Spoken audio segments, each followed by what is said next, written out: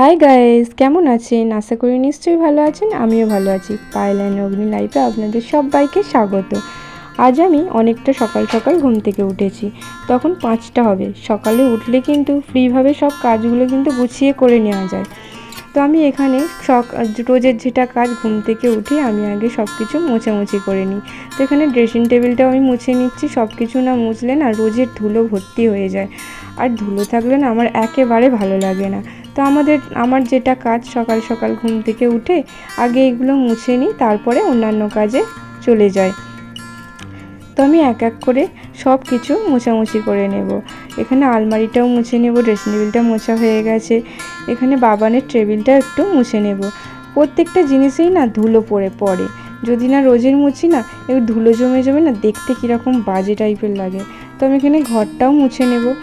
ঘরটা ঝাঁট দিয়ে দিচ্ছি আগে, তারপরে মুছে নেব। মুছে নিলে আমার এদিকে পাটঝাড়টা কমপ্লিট হয়ে যাবে। তো আমি ঘরটা ঝাঁট দিয়েই তারপরে মোছামুছি করতে আরম্ভ করে দেব। বাবান এখন বাড়ি নেই, বাড়ি থাকলে ভীষণ বিরক্ত করতো। ও এখন স্কুলে গেছে। যেহেতু খুব গরম পড়েছে, তাই এখন ওর মর্নিংয়ে স্কুল করে দিয়েছে। না হলে ওর ডেতে স্কুল ছিল, আর আস্তে আস্তে প্রায় 4:30 বেজে যেত। আর এখনও 10:30 11টা নাগাদ বাড়ি ঢুকে যায়। সব কাজ আমার কমপ্লিট হয়ে গেছে। এদিকে বাবানের বাবাও চলে এসে মাছ নিয়ে। তো আমি রান্নার দিকে চলে এলাম। ভাত বসিয়ে দিয়েছি, এখানে তরুলি ভাজবো আর মায়ের জন্য একটা নিরামিষ রান্না করব। আলু ডাঁটা দিয়ে, আর আমাদের মাছের ঝোল করব। বেগুন দিয়ে আলু দিয়ে মাছের ঝোল করব। তো এখানে আমি প্রথমে তরুলিটাকে ভেজে নেব। ভাতটাও বসিয়ে দিয়েছি, নিরামিষ রান্না করতে হবে তো, তাই আগে ভাতটা বসিয়ে দিলাম। তারপরে তরুলিটা ভেজে নেব, নিয়ে মায়ের জন্য পাতলা করে ডাঁটা দিয়ে আলু দিয়ে ঝোল করব। তো আমি আগে তরুলিটা ভেজে নিলাম। ভেজে নিয়ে এবার মায়ের ঝোলটা রান্না করতে আরম্ভ করে দেবো। যেহেতু মা নিরামিষ খাইটা, তাই আগে নিরামিষটা রান্না করে নেব, তারপর আমি মাছের ঝোলটা বানাবো।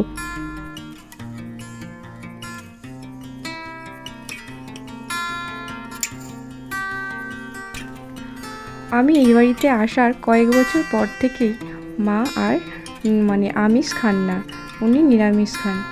আর ওনাকে যেহেতু আগে নিরামিষটা রান্না করে দিতে হয়, তাই আমি আগেই নিরামিষটা রান্না করে নিই, তারপরে আমি আমিষ রান্না করি। তবেই মা কিন্তু খাবে, নাহলে কিন্তু আবার খাবে না। সেই জন্যই আগে আমি নিরামিষ রান্না করে নিই, তারপরে আমিষটা রান্না করে দিই, এগুলো সরিয়ে আমিষ রান্না করি।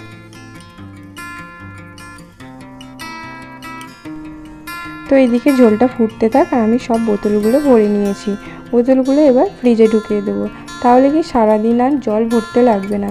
এই সারাদিনের জলগুলো যদি আমি এখন ভরে রাখি না, তাহলে যখন খুশি জলগুলো নিয়ে খাওয়া যাবে, আর ভরতে হবে না।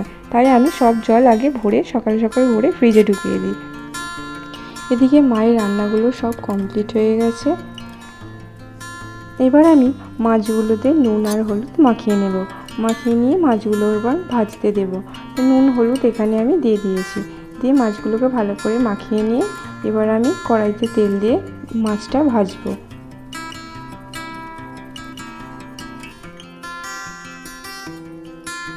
বেগুনটা আমি হালকা ফ্রাই করে নিয়েছি, আলুটাও হালকা ফ্রাই করে নিয়েছি। নিয়ে আলুতে মশলা, আদা রসুন দিয়ে দিয়েছি। দিয়ে ভালো করে কষিয়ে টমেটো দিয়ে দিয়েছি। দিয়ে জিরে গুঁড়ো, ধনে গুঁড়ো, লঙ্কা হলুদ সব কিছু মশলা দিয়ে ভালো করে কষিয়ে নেব। কষিয়ে নেওয়ার পরে কষানো হয়ে গেলে জল ঢেলে দেবো। তারপরে যখন ঝোলটা ফুটে আসবে, আমি মাছগুলো দিয়ে দেবো। তার আগে একটু লবণও দিয়ে দিলাম। দিয়ে ভাজা মাছগুলো ঝোলটা ফুটে আসতে দিয়ে দিলাম। দিয়ে দিতেই আমার মাছের ঝোল কমপ্লিট। বাবানও এখানে স্কুল থেকে বাড়ি চলে এসেছে। ভীষণ গরম হচ্ছে বলে তাড়াতাড়ি করে জামা প্যান্টটা খুলে ফেলেছে। খুলে ফেলে পাখার নিচে বসেছিল। এখন গ্লুকন্ডি খাবে, তাই গ্লুকন্ডিটা নিজেই গুলবে। নিজে গুলতে পারে না, বলছে গুলতে পারবি না, কে কার কথা শোনে। এখন নিজে গ্লুকন্ডিটা গুলবে বলে এই যে বসেছে। তো ওকে গ্লুকন্ডিটা দিয়ে আমি আবার একটু ছাদে যাবো। বাবানের বাবা কি করছে দেখাবো আপনাদের। তো চলুন ছাদে গিয়ে আপনাদের দেখাচ্ছি বাবানের বাবা কি করছে। আমি এখন ছাদে যাচ্ছি, চলুন দেখাই আপনাদেরকে। কি রোদ, ভীষণ রোদ।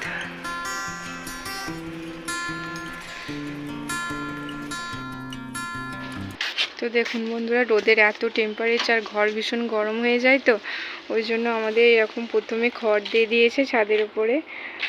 তারপরে তিরপলটা দিয়ে দিয়েছে, না হলে তো ঘরে টেকাই যাবে না একদম।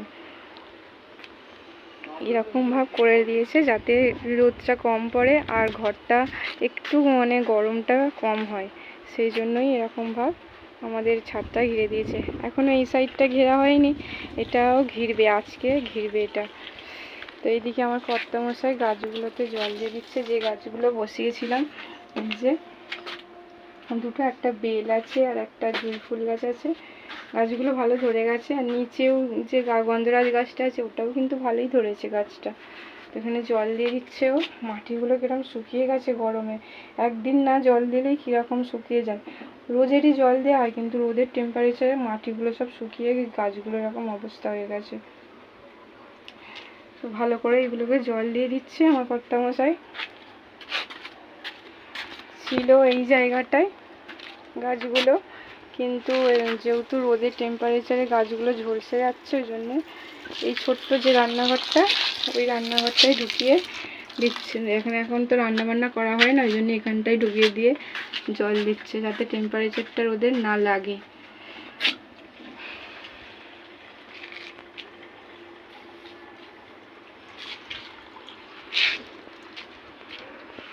প্রচুর রোদের তাপ। তো আমরা এখন নিচে চলে যাব,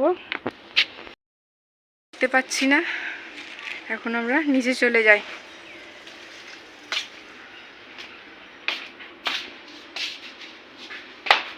চলে যাচ্ছি আমি। আজকের ব্লগটা এই পর্যন্ত। ব্লগটি যদি ভালো লেগে থাকে তাহলে লাইক, শেয়ার, কমেন্ট আর সাবস্ক্রাইব করে দেবেন। দেখা হচ্ছে নেক্সট ব্লগে। টাটা।